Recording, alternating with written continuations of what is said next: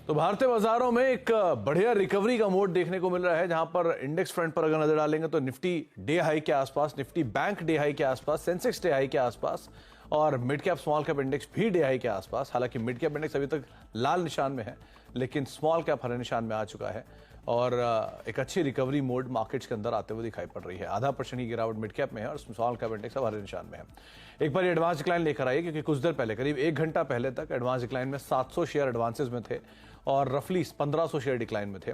अब वो नंबर एकाएक इंप्रूव हुआ है और 1035 शेयर अब एडवांसेस में है और करीब करीब 1214 शेयर ऐसे जो कि गिरने वाले हैं। तो एडवांस डिक्लाइन की स्थिति में सुधार है। हालांकि अभी भी डिक्लाइन ज्यादा है, लेकिन एडवांसेस के नंबर्स के अंदर एक अच्छा अपमूव आता हुआ दिखाई पड़ा है। तो ये एक और इंपॉर्टेंट अपडेट जो है या फिर जो रिकवरी है मार्केट्स में देखने को मिल रही है। की कंट्रीब्यूटर लेकर आए, किस तरह की कंट्रीब्यूटर है मार्केट्स में आज जो मेजर कंट्रीब्यूशन के तौर पे आपको दिखाई पड़ेगा, उसमें एचडीएफसी बैंक सबसे ऊपर है, क्योंकि ये नंबर्स हैं सैटरडे को, नंबर से ठीक पहले यहाँ पे बाइंग है। आईटीसी दूसरा नाम है जो कि 12-13 अंकों का कंट्रीब्यूशन दे रहा है। आईसीआईसीआई बैंक 10-10.5 अंकों का कंट्रीब्यूशन यहाँ से आता हुआ दिखाई पड़ रहा है और एम&एम करीब 5-5.5 अंकों का कंट्रीब्यूशन यहाँ से देखने को मिल रहा है। एल&टी करीब 11 अंकों का negative contribution. Axis bank, ICICI bank, axis bank, Infosys और बजाज ऑटो नंबर्स के बाद जहां पर थोड़ा बहुत नेगेटिव कंट्रीब्यूशन आज के सत्र में आता हुआ दिखाई पड़ रहा है। तो ओवरऑल मार्केट्स के अंदर एक अच्छा रिकवरी का मोड है। रिकवरी में मेजर पार्टिसिपेशन बैंक से है और वो भी आईसीआईसीआई बैंक, एचडीएफसी बैंक दोनों ही पार्टिसिपेट कर रहे हैं, जिसके दम पर निफ्टी डे हाई के आसपास सोफा ट्रेड करता हुआ दिखाई पड़ रहा है। इसके अलावा अब कुछ और इंपॉर्टेंट अपडेट के ऊपर भी नजर डाल लेते हैं, किस तरह की बातचीत है यहाँ पर। लेकिन पहले सबसे पहले रुक कर लेते हैं चुनाव से जुड़ी एक अहम खबरों का।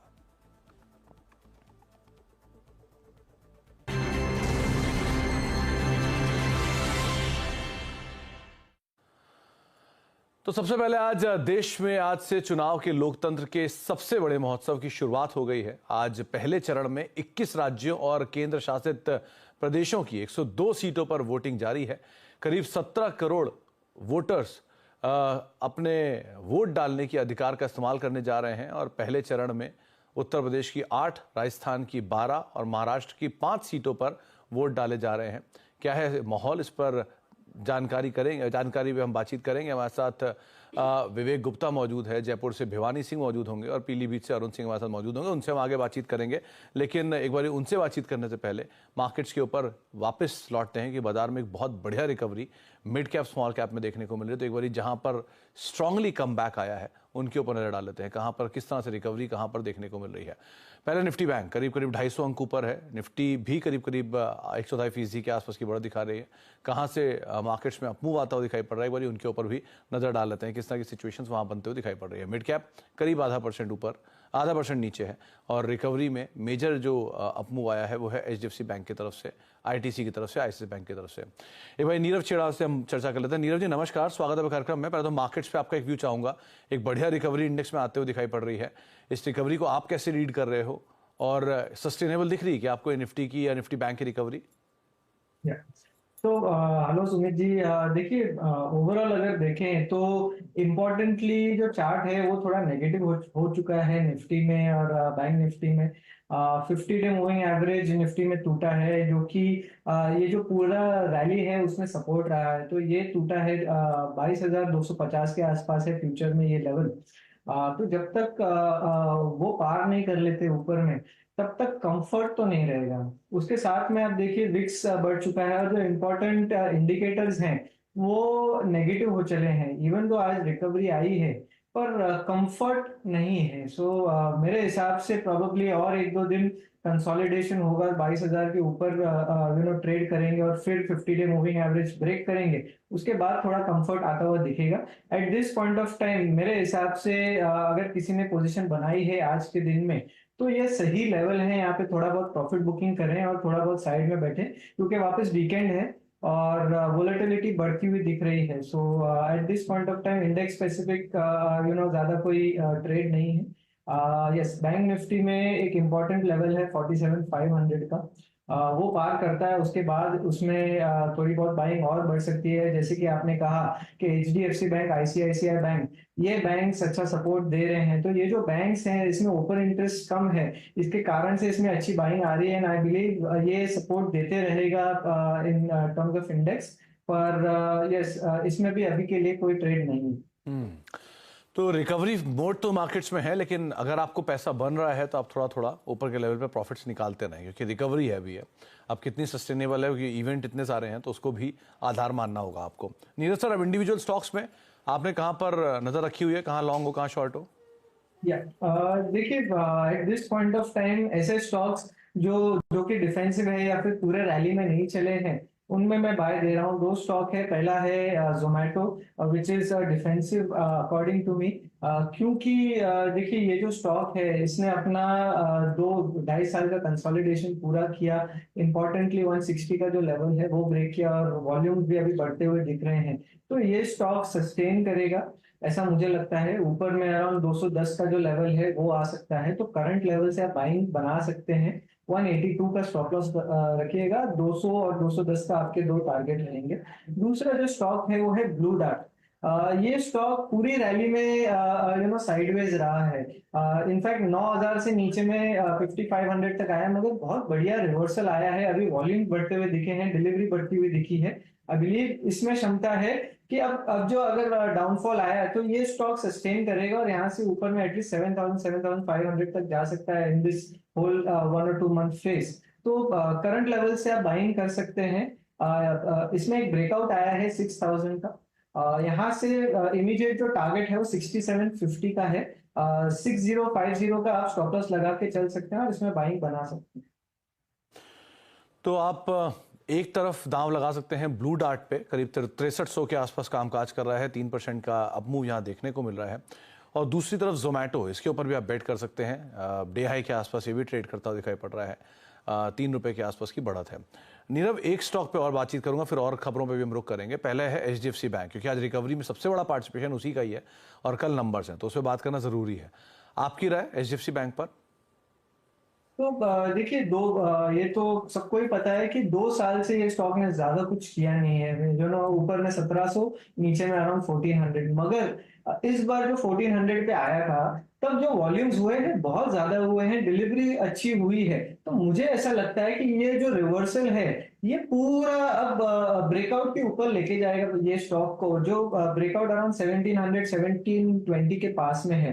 तो एट दिस लेवल भी I will be a buyer in this stock. क्यों? क्योंकि अगेन 2 साल से कुछ किया नहीं है। आई डोंट थिंक अगर सेलिंग भी आती है तो ये स्टॉक को कुछ होगा। It is a defensive according to me at this point of time. तो यहाँ से आप बाइंग बना सकते हैं, इसमें आपका पोर्टफोलियो का अच्छा चंक इसमें डाल सकते हैं और ये सस्टेन करेगा। नीचे में अच्छा बढ़िया सपोर्ट है 1480 का, वो स्टॉप लॉस जरूर रखिएगा। ऊपर में अभी 1600 1620 इमीडिएटली लगता है, ओवरऑल 1720 तक जरूर आ सकता है। 1720 विद टाइम आ सकता है, तो इसमें खोने के लिए बहुत कुछ नहीं है। लेकिन अगर आप कोई भी गिरावट देखते हैं, कोई मौका मिलता है, तो उसका इस्तेमाल आप लॉन्ग साइड पे कर सकते हैं, नीरव मान रहे हैं। अब चुनावी बातचीत, जहां महाराष्ट्र की नागपुर सीट सभी के फोकस में है। यहां से बीजेपी प्रत्याशी और रोड ट्रांसपोर्ट मंत्री नितिन गडकरी लड़ रहे हैं। इनका मुकाबला कांग्रेस के विकास ठाकरे से है। क्या है अभी वहां का मूड माहौल, इस पर जायजा लिया हमारे संवाददाता विवेक गुप्ता ने। आपको सुनवाते हैं।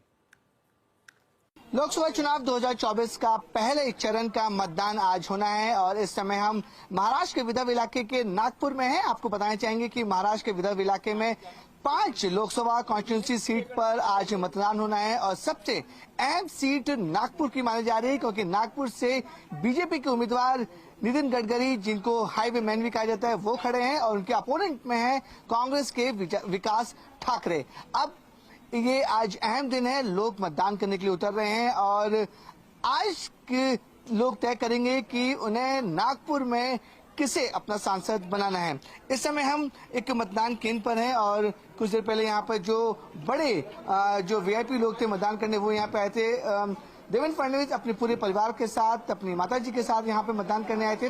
आपको बताना चाहेंगे कि 22 लाख वोटर्स नागपुर में हैं और पिछले 2 बार से यानी कि 2014 और 2019 लगातार नितिन गडकरी जीतते आए हैं और नितिन गडकरी इस बार दावा कर रहे हैं कि इस बार वो हैट्रिक भी लगाने वाले हैं। वहीं दूसरी तरफ विकास ठाकरे भी दावा कर रहे हैं कि इस बार वो बीजेपी के नेता नितिन गडकरी के विजयी रथ को रोकेंगे और वो जीतेंगे। दोनों पार्टी, दोनों नेता बड़े बड़े दावे कर रहे हैं, लेकिन फाइनल फैसला जो है वो जो मतदान करने आ रहे हैं उनका रहेगा। 4 जून को ये पता चल पाएगा कि आखिरकार कौन जीता है, कौन हारा है। इंपॉर्टेंट सीट जिसका डिटेल आप विवेक से सुन रहे थे। इसी के साथ एक ब्रेक का वक्त हो गया। ब्रेक के बाद लौटेंगे, आगे मार्केट से बातचीत करते रहेंगे, कुछ और स्टॉक्स पर चर्चा करेंगे। छोटे से ब्रेक के उस पर आप देख रहे हैं मिड कैप मंत्रा और मार्केट्स रिकवरी मोड में, लेकिन मिड कैप इंडेक्स अभी भी लाल निशान के अंदर ही कामकाज कर रहा है। निचले स्तर से रिकवरी तो जरूर देखने को मिले, लेकिन इंडेक्स ज़्यादा बेटर है, पोजीशनड है, एटलीस्ट हरे निशान में कामकाज कर रहा है। लेकिन अब बातचीत करेंगे आवाज़ सीएनबीसी आवाज़ के मेगा इंटरव्यू की, जहां पर सीएनबीसी आवाज़ के साथ सुपर एक्सक्लूसिव इंटरव्यू में हमारे सहयोगी लक्ष्मण रॉय के साथ सुपर एक्सक्लूसिव इंटरव्यू में उन्होंने वित्त मंत्री ने कहा कि भारत को मैन्युफैक्चरिंग हब बनाने की दिशा में तेजी से काम हो रहा है और एलॉन मस्क के भारत आना भी एक बड़ा संदेश होगा।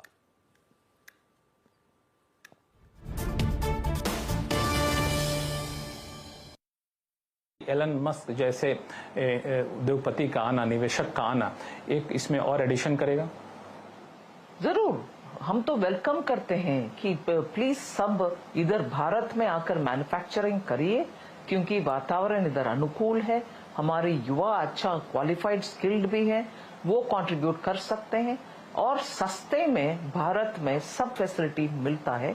इसीलिए हम तो खुलेआम सबको इनवाइट कर रहे हैं, please come and manufacture in India. कुछ आप शेयर कर सकें कि एलन मस्क का यहाँ पे इन्वेस्टमेंट को किस तरीके से आप देख रही हैं?